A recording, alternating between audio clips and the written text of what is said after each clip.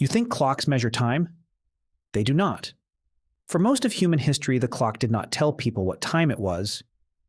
It told them what to do next, when to pray, when to plant, when to stop working before the light disappeared.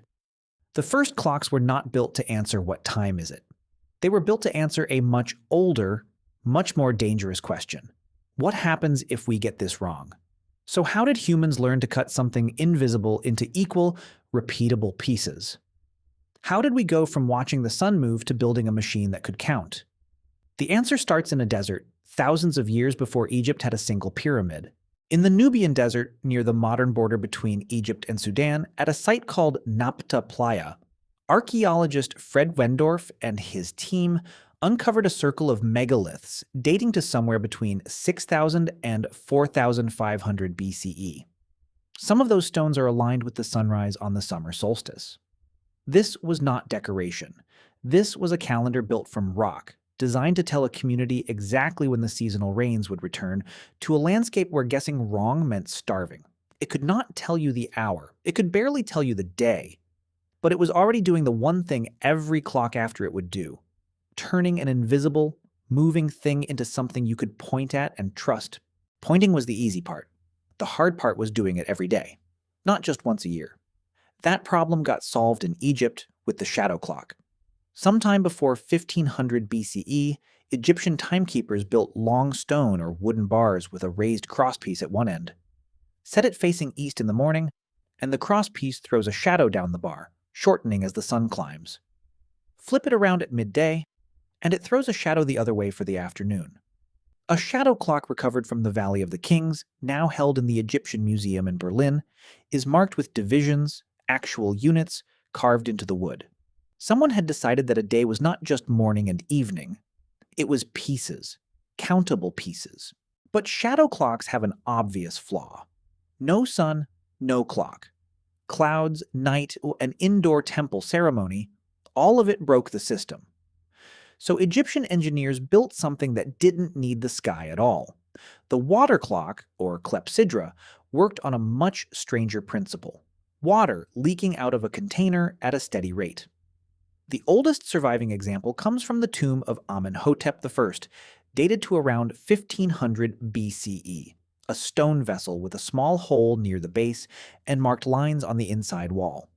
As the water dripped out, the level fell past each line, and each line meant an hour had passed. It worked in the dark. It worked indoors. It worked whether or not a single cloud crossed the sun. For the first time, humans had built something that measured time without needing to watch the sky at all. Now here's the detail that should stop you. Water clocks like this one were used by Egyptian priests specifically to time nighttime religious rituals, hour by hour, through total darkness. The clock's very first indoor job, thousands of years before street clocks or wristwatches, was making sure the right prayer happened at the right moment. Function before convenience, obedience before curiosity. Nearly 2,000 years later, in Alexandria, an engineer named Ctesibius took the leaking bucket and turned it into a machine.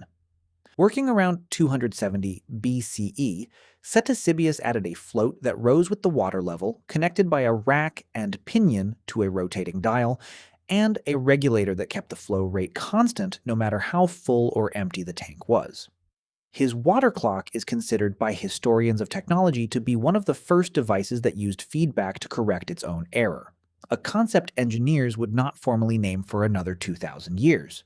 Then the center of clock innovation moved east to China, and the machines got enormous. In 1088 CE, an official named Su Song built a clock tower in the city of Kaifeng, over 10 meters tall, powered by a wheel that dumped a bucket of water at a fixed rate to turn enormous gears, moving an armillary sphere, a rotating star map, and mechanical figures that emerged from doors to strike bells and gongs, hour by hour, without a single human hand touching it. What made Susong's tower revolutionary was not its size. It was a mechanism buried inside it called an escapement, first developed in China roughly 3.5 centuries earlier by the monk Yixing and the engineer Liang Lingzan. An escapement takes a continuous force, falling water, a falling weight, and breaks it into discrete, regular steps. Tick, stop. Tick, stop. That single mechanical idea, chopping smooth motion into countable beats, is the actual ancestor of every clock that followed, including the one on your wall right now. Europe did not see anything like it for another 200 years. And when mechanical clocks finally did appear around the 1280s, they did not show up in palaces or marketplaces. They showed up in monasteries because monks had a problem the sundial and water clock could never fully solve.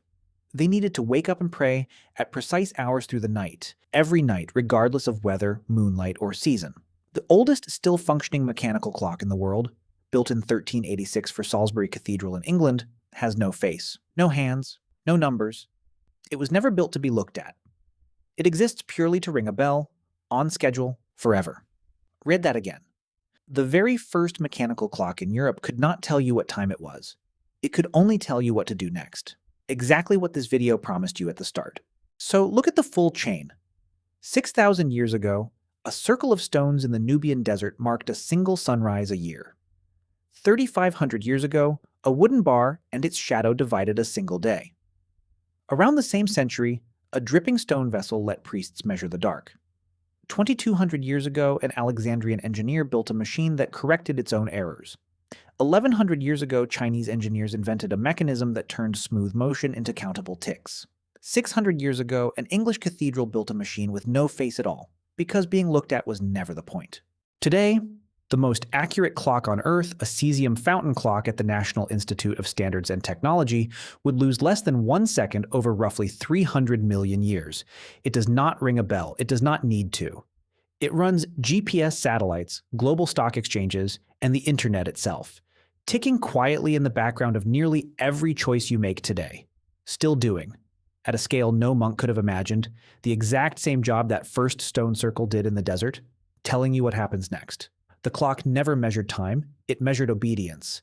And 10,000 years later, that's still what it's doing.